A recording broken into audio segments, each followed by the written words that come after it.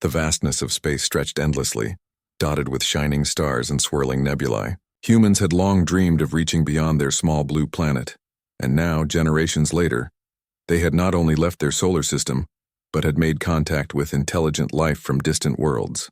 Humanity had learned that the universe was far bigger and far stranger than anyone had imagined. It was a universe full of civilizations, some friendly, some cautious, and some dangerous. But Earth had managed to carve out a reputation for itself, one built on curiosity, resilience, and a surprising adaptability. The story began in the orbit of a gas giant on the edge of the Zetar system.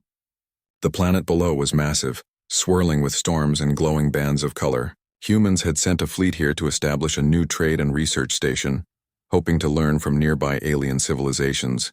It was a mission meant to strengthen alliances, but as always with humans, their presence was bold and unapologetic. Commander Elena Ross looked out from the observation deck of the flagship Intrepid Horizon. Her dark hair was tied back neatly, and her eyes scanned the view with a mixture of awe and determination. This was her first major mission beyond the inner colonies, and she felt the weight of responsibility. Around her, the bridge hummed with activity. Crew members from multiple species worked together seamlessly. There were Greylins, who had 6 limbs and an astonishing sense of spatial awareness. The Eltari, whose translucent skin allowed them to communicate through subtle light patterns. And of course humans, who had learned to mix intuition with technology in ways no one else had. "Commander, we've received a transmission from the Zetar Council," said Lieutenant Malik, a young human officer with a sharp mind and an endless curiosity for alien languages. "They're inviting us for a diplomatic reception on the planet's surface." Elena nodded. "Good. Make sure the landing party is ready. We need to show them that we come in peace, but also that we are capable of handling any challenge." It was an uneasy balance. Humans were known for their resourcefulness, but other species often underestimated them. That underestimation, Elena thought, was one of humanity's greatest advantages. They could use it to negotiate, to explore, and when necessary, to defend. The descent to the planet's surface was breathtaking. The thick clouds glowed with strange colors, shifting from violet to gold as the fleet carefully maneuvered through the atmosphere. The landing site was a plateau near a crystal-clear lake, reflecting the glowing sky above. Zetar officials, tall and elegant beings with elongated features and silver-blue skin, awaited them. Their movements were fluid, almost like they were dancing as they approached. "We are honored by your visit," said High Delegate Soren, the lead Zetar diplomat, bowing slightly. "Your species has made remarkable progress in such a short time. We hope this marks the beginning of a long and fruitful alliance." Elena stepped forward, keeping her tone formal but warm. "The honor is ours, High Delegate Soren. Humanity believes in learning from others and in forming bonds that strengthen peace and prosperity across the galaxy." The delegates exchanged polite gestures, and then discussions began. Humans shared their knowledge of energy systems, agricultural technology, and defense strategies, while the Zetars spoke of their own achievements, including advanced quantum communication and environmental stabilization techniques. The exchange was rich, and for a moment it seemed that all differences could be set aside. Yet beneath the surface of diplomacy, tension simmered. Unknown to the humans, a shadowy faction from a neighboring system had been watching. They were called the Krylith, a species known for their ruthless expansion and distrust of alliances. They had grown wary of humans' increasing influence and their new bond with the Zetars. In the Krylith view, humans were unpredictable, and their reckless courage could threaten the balance of power in the region. On the 3rd day of the human-Zetar exchange, the warning signs became clear. Scouts reported a fleet approaching from the outer rim of the system. Their ships were sleek, black, and heavily armed. Elena convened a council with both her crew and the Zetar representatives. "This fleet is not here for diplomacy," Elena said bluntly. "They want to intimidate or attack." High Delegate Soren's expression darkened. "The Krylith. We feared this day might come. They have been watching our interactions with you, Commander Ross. They see humans as unpredictable, dangerous." Elena nodded, understanding the underlying accusation. Humans were known for their boldness and their willingness to act when others hesitated. That reputation, she realized, had preceded them even here. She called the fleet's tactical officers to prepare defenses. "We don't want a war," she said. "But we also won't allow anyone to threaten our allies." I want shields up, weapons ready, and all communication channels monitored, and keep the Krylith fleet in sight. They're testing us, not committing yet." As night fell over the plateau, the human and Zetar teams worked together to prepare. Humans were not the largest or most technologically advanced species in the galaxy, but their creativity and adaptability made them formidable. Engineers improvised energy barriers using a combination of human and Zetar technology, creating a layered defense that was unlike anything the Krylith had seen before. Meanwhile, Elena walked along the edge of the lake thinking. She had been trained to think strategically, to anticipate threats, and to act decisively.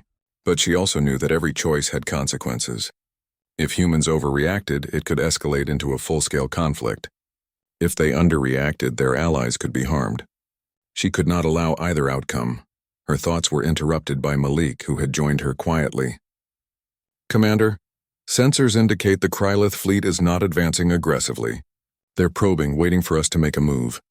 Elena's eyes narrowed. "Exactly what we expected. They want to see if humans will act like others. Hesitate, negotiate endlessly, show weakness." Malik nodded. "And if we respond the way they expect? Then we show them something they haven't seen before," Elena said, her voice calm but firm. "We show them that humans don't abandon friends. We don't just react. We take decisive action when it matters. That is our strength." The next morning, the Krylith launched a minor incursion, a scouting team attempting to infiltrate the perimeter near the landing site. Humans and Zetars responded swiftly. Drones intercepted the intruders, while joint human-Zetar strike teams forced the Krylith scouts to retreat. The humans' tactics were bold and creative. They used unpredictable maneuvers combined with precise timing to neutralize threats without causing unnecessary destruction. High Delegate Soren watched with a mixture of awe and relief. "Your species is remarkable," he said. "I did not realize humans were capable of acting with such clarity and unity." Elena smiled slightly. "We have to be. In the galaxy, survival is not guaranteed, but we also believe in protecting those who place their trust in us." That day, messages were sent to the Krylith fleet. Humans communicated directly, making it clear that any further aggressive actions would not be tolerated. The message was simple but unmistakable. Never threaten our allies. Humanity stands with those who trust us. By evening, the Krylith withdrew slightly, wary of underestimating the humans. It was a small victory, but a significant one. The humans had sent a clear signal. They were capable, they were united, and they would act to protect those who relied on them. As the twin suns of the Zetar planet set, Elena looked out over the plateau once more. The lake reflected the fiery colors of the sky, and the sense of possibility was immense. Humanity had taken its first real step into a wider galactic stage, and in doing so, had already demonstrated the qualities that set them apart. Courage, loyalty, and the ability to act decisively were not traits that every species possessed. And yet Elena knew this was only the beginning. The Krylith had retreated for now, but they would watch, waiting for an opportunity. The humans' allies were still vulnerable, and the galaxy was vast and unpredictable. She had to be ready, and so did her crew. But one thing was certain. Humans were not just visitors in the galaxy. They were a force to be reckoned with. They were bold, they were clever, and they were fiercely protective of their friends. And as the night settled over the plateau, the human fleet and their allies prepared for whatever challenges lay ahead, knowing that the universe had already taken notice. And somewhere in the darkness, among the stars, the Krylith fleet hesitated. For the first time, they were not sure if humans were to be underestimated. Humanity had sent one clear message, and it would echo across the galaxy. Never threaten our allies. The galaxy was vast, but sometimes its threats were very close. The Krylith fleet lingered at the edge of the Zetar system, scanning and waiting, their dark ships a stark contrast against the colorful nebulae. The humans and their allies had sent a clear message, but they knew that warnings alone might not stop an enemy that was used to fear and intimidation. Commander Elena Ross understood that this was the real test, the moment when humans had to prove that their words were not empty. In the fleet's command center, humans and Zetars worked side by side. Holographic displays projected the positions of Krylith vessels, showing their formations, weapon systems, and approach paths. It was a complex puzzle, But humans excelled at turning complex situations into opportunities. Lieutenant Malik, standing beside Elena, pointed at the display. "Commander, their fleet is divided into 3 wings. They're circling, trying to find a weak point. It's classic intimidation. They expect us to panic or overcommit." Elena nodded, studying the layout. "They've underestimated us before. Now we make them realize that humans are not just strong, but unpredictable. We'll use their expectations against them." The plan was daring. Humans would create decoy formations using smaller drones and ships, while their main fleet stayed hidden behind the gas giant. The Zetars provided support with their advanced energy shields, capable of absorbing and redirecting Krylith attacks. Communication between the 2 species was seamless, each complementing the other's strengths. By the time the Krylith decided to strike, the humans were ready. As the first wave of Krylith fighters approached, they were met with a flurry of unexpected maneuvers. Drone squadrons appeared from seemingly nowhere, striking with precision and vanishing before the enemy could react. Energy barriers shimmered into existence, blocking attacks and then dispersing them harmlessly into space. The humans had anticipated every conventional tactic the Krylith might use, and then went further. Elena's voice echoed over the fleet's communication network. "All wings converge on the central formation. Maintain distance but keep them under constant pressure. We're not here to destroy, only to demonstrate that aggression will not succeed." It was a delicate balance. Humans were skilled in both offense and restraint. Their goal was not annihilation but deterrence.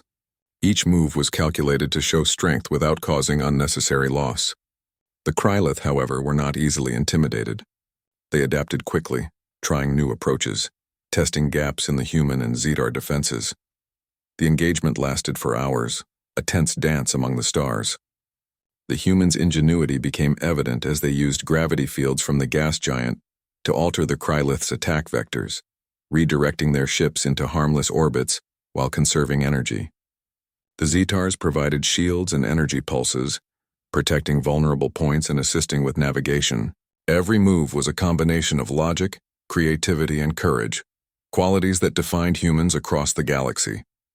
Finally, after repeated attempts, the Krylith fleet paused.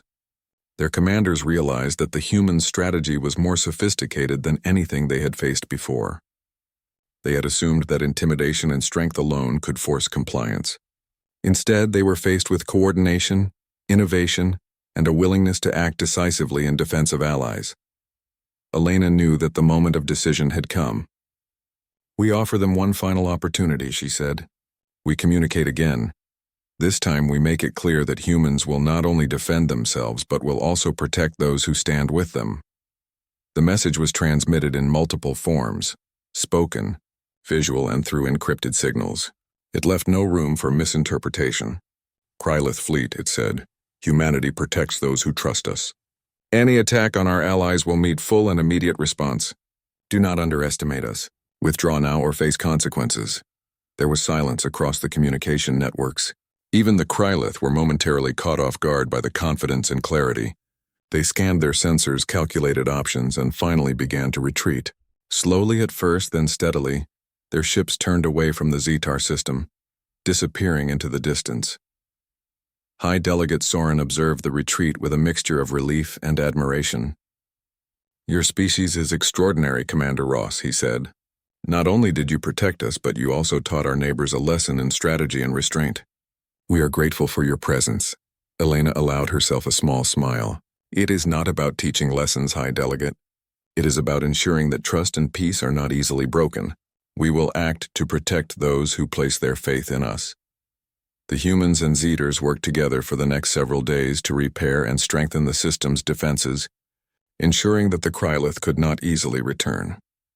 During this time, bonds formed between the 2 species. Humans shared their tactical thinking, problem-solving methods, and approaches to teamwork, while the Zetars contributed knowledge of local space phenomena, energy management, and diplomacy. It was a true partnership, each learning from the other, but the encounter left a lasting impression on the humans. They realized that in a galaxy full of civilizations, reputation mattered. Human courage, ingenuity, and loyalty were more than personal traits. They were defining characteristics of a species. The ability to act decisively, Protect allies and innovate under pressure would mark humanity as a force that others could respect or fear, depending on their choices. The final day of the mission arrived. The human fleet prepared to depart, leaving behind a strengthened alliance and a clear warning to any who might seek to exploit weakness. High Delegate Soren joined Elena on the observation deck overlooking the planet and the surrounding stars. "Commander," he said, "humans are not easily understood. Many species misjudge you, thinking that your optimism and boldness are weaknesses. They are wrong. You have a rare combination of intelligence, courage, and loyalty. Today you have proven that these traits can shape outcomes on a galactic scale." Elena considered his words. "It is not about being feared. It is about being reliable. Our allies must know that we stand with them. That is what defines us not only as a fleet but as a species." Soren nodded. "And the Krylith? Will they return?" "They may," Elena admitted. "But now they know that humans do not act recklessly, nor do we abandon friends. Any return will be met with preparation, unity, and strategy. They will think twice before threatening those who have our protection." As the fleet lifted off from the plateau, the planet receding below, the humans felt a renewed sense of purpose. Their journey was far from over. The galaxy was vast and countless civilizations waited to be known, challenged, or allied with. But the lesson of the Zetar system was clear. Human ingenuity, courage, and loyalty were forces to be reckoned with. During the voyage back to Earth's colonies, crew members reflected on the experience. Conversations ranged from tactical discussions to cultural exchanges, as humans and aliens alike shared stories, laughed, and celebrated the bonds they had formed. Even in the midst of uncertainty, hope and determination were powerful motivators. Elena spent some time in her quarters, reviewing the logs and communications. She knew that this mission would be remembered for generations, not because of a single battle or display of strength, but because humanity had shown what it truly meant to protect allies and act with courage and wisdom. It was a lesson that would echo across the stars. Humans may not be the oldest or largest species, but they were among the most formidable when loyalty and intelligence guided their actions. The final message sent to Earth and other allied colonies was simple but powerful. The galaxy is vast. Humans will continue to explore, learn, and protect. Those who place trust in us will find it honored. Those who threaten it will face consequences beyond expectation. The message is clear. Humanity stands with its allies, and that will never change. As the stars passed by the observation deck windows, Elena allowed herself a moment of quiet pride. Humanity had not only survived its first real test beyond its own system, but it also set a precedent. In a galaxy full of civilizations, humans were beginning to carve out a reputation for reliability, courage, and ingenuity. The Krylith may have returned someday, but the humans and their allies were ready. Every star, every fleet, and every distant world now knew that the humans' message was not empty. They had acted decisively and wisely, and the universe had taken notice. And somewhere in the darkness, the Krylith fleet reconsidered its calculations. One thing was certain: humanity's presence in the galaxy was not to be ignored. Their courage and loyalty to allies had sent one unmistakable message: never threaten those under human protection. And that message would echo far and wide, shaping the future of interstellar relations for generations to come.